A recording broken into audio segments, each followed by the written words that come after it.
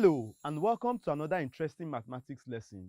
My name is Kingsley Linus. In today's lesson, we'll be looking at the topic data collection.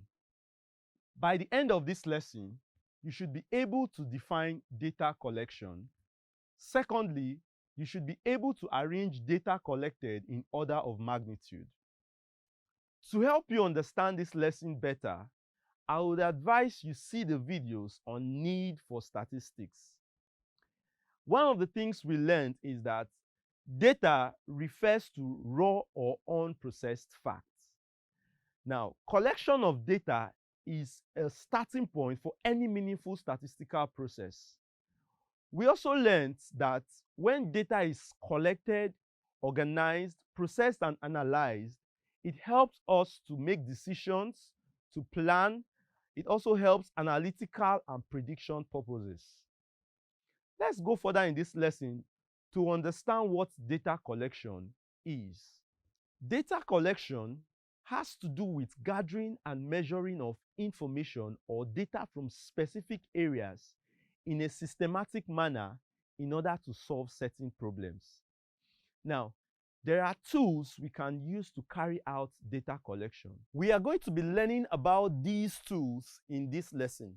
Data collection can be categorized into two, the primary and the secondary data collection. When we talk about primary data collection, it has to do with collecting fresh data, that is unprocessed data. We can use tools like interviews, questionnaires, and so on to collect fresh data. For secondary data, it has to do with collecting data from previously collected and processed data. We do this by getting information from government, the internet, and other sources.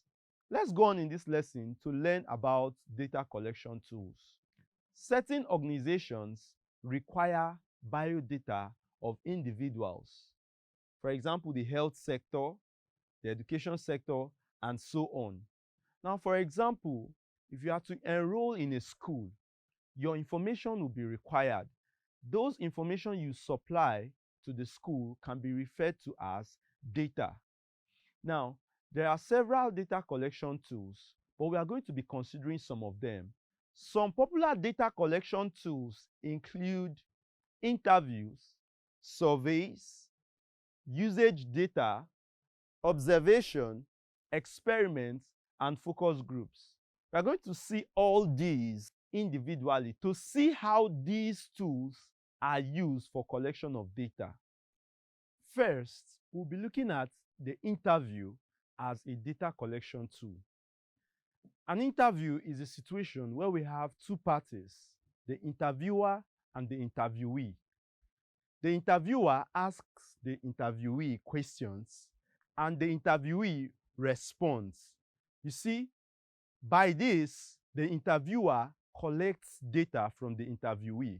It could be done over a phone, it could be done one-on-one, it could also be done over the internet. So this is a very effective and one of the most common data collection tools. Next, we have survey as a data collection tool. Usually, questionnaires are administered and the respondent supplies information. These information can serve as data to whoever is carrying out that study. This survey method is very easy to analyze and it could be web-based or on paper. Usage data is another tool for collecting data. Here, the user behavior is seen from the feedbacks on a software or a website. This data can be used to analyze and improve performance on such platforms. Observation is another data collection tool where data is collected by monitoring entities in a particular location for a particular time. This method is very useful and is employed by researchers. Next, we have experiments. With this tool, research is done to study the relationship between two variables being examined. One of the variables is measured while the other can be manipulated. The two variables are classified as dependent and independent variables. This tool is usually used among medical researchers. Lastly, we have focus groups. This method is a unique data collection method where members numbering between 5 and 12 come together to discuss issues with common concern. At the end of the day, they are usually able to come up with ideas on how to solve their problem. Let's go on in this lesson to see some examples on data collection. Example: the number of pupils in a school that has 12 primary 6 classrooms were recorded by survey. Question A says, assuming the average number of students expected in a class is 47, how many classes are overpopulated? It means every class that has a number above 47, we would regard that class as overpopulated. So we have 53, 55, 53, 51, 50, and 48. That is 6 classes. So the solution to that is 6 classes. B, what number of pupils appeared most? That is the same thing as asking you to find the mode of the data given. Now, from our data, you realize that the number 46 appears 3 times. So 46 is our mode. Question C says the highest populated class has how many pupils? The highest populated class is the class with 55 pupils. And lastly, what is the entire population of primary 6 pupils in this school? We can get this by summing all the numbers we have here, and that will give us 585 pupils. Let's try out another example. A die was tossed 20 times and the outcomes were observed and recorded. A, which number has the least number of occurrence? Now you can see from our observation, we have the number 5 appearing just 2 times. Every other number, for example 4, appears 3 times, 6 appears 4 times, and so on. So the solution to that question is the number 5. So 5 appeared the least number of times. B, which number occurred most frequently? Now, observe that we have 2 in 5 places, and there is no other number that appears 5 times. So 2 is our answer to that question. C, how many times did a 2 occur? Now we have 1, 2, 3, 4, and 5. So the number 2 appears 5 times.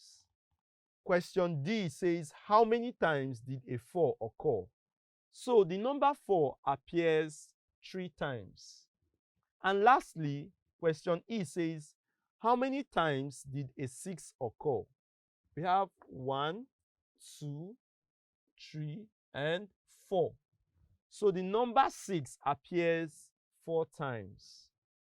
With those examples, we can move on to the next important part of this lesson, arranging data.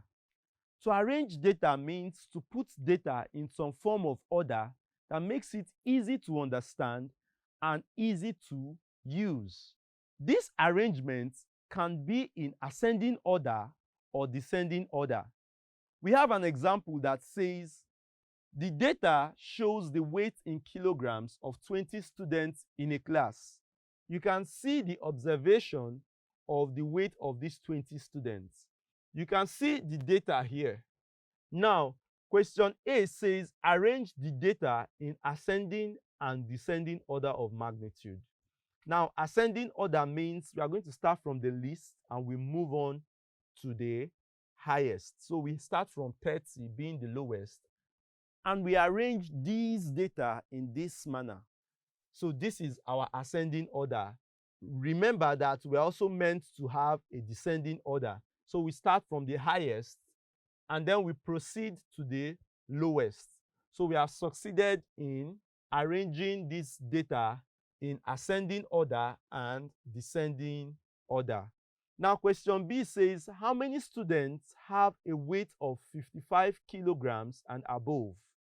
Now, from our arranged data, it is easier to find out the answer to that question. You are expected to state how many students have a weight of 55 kg and above. So we go to 55 kg and then we count. We have 1, 2, 3, 4, 5. So we have 5 students. Question C says, how many students weigh 40 kg and below? So we go to our arranged data and make this observation. You can see from 40 down to 30, we have some numbers: 1, 2, 3, 4, 5, 6, 7. So 7 students weigh 40 kg and below. Then lastly, what is the average weight of the pupils? Now, to find the average weight, we need to sum the weights and then divide by the number of students, which is 20. So when we sum all the weights together, we would have 910 kg. Then we divide by 20. And when we do that, it gives us 45.5 kg. So 45.5 kg is the average weight of the pupils. We have another example. It says, Belema is the class monitor of JSS 1B. He was asked to take the record of the grades of his classmates in a mathematics examination. Here is his record. You can see what his record looks like. Now, the first question says, list the grades in rank order. Now, by rank order, we can choose to go in ascending or descending order. Here, we chose the ascending order. So you can see the grades have been arranged in an ascending order. Question B, which grade did most students get? It is easy to find that answer from our arranged data. Now, you will see that we have only 2 B's, we have 9 C's, we have 7 D's, we also have 7 E's, 2 F's, 3 A's. Now, of all our grades, you realize C has the highest number of occurrence. So the answer to that question is grade C.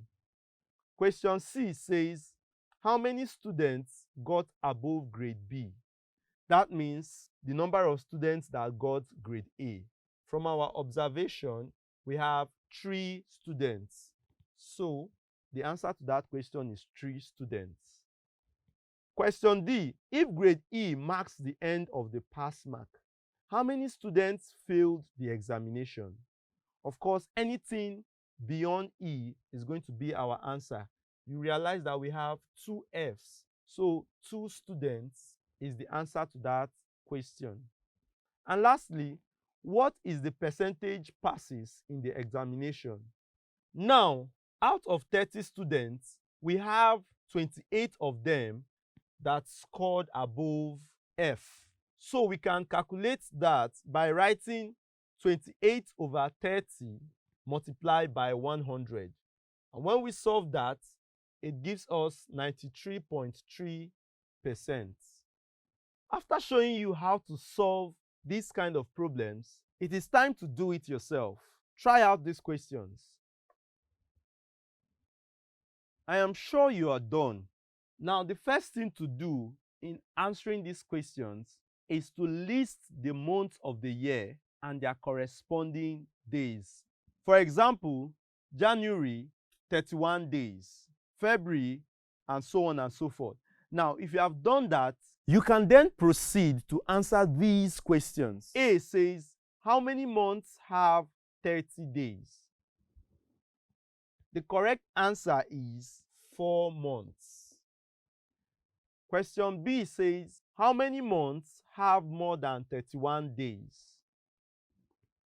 The correct answer is none. And lastly, question C says, how many months have less than 30 days? The correct answer is 1 month. That is the month of February. If these were your answers, you are correct.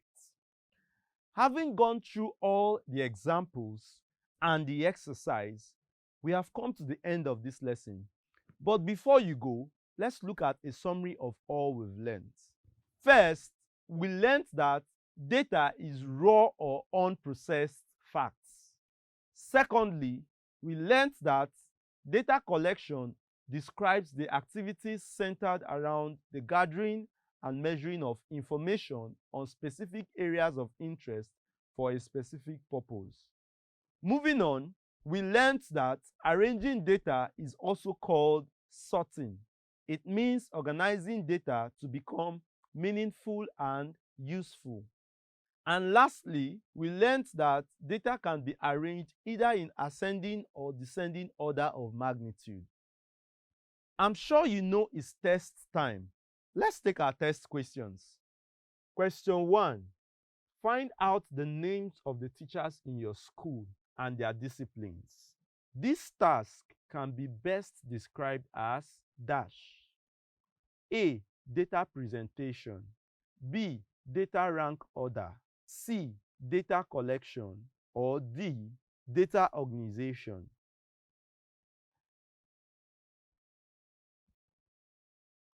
The correct answer is option C, data collection. Question 2 says, the following are the scores of 20 students in an arithmetic test.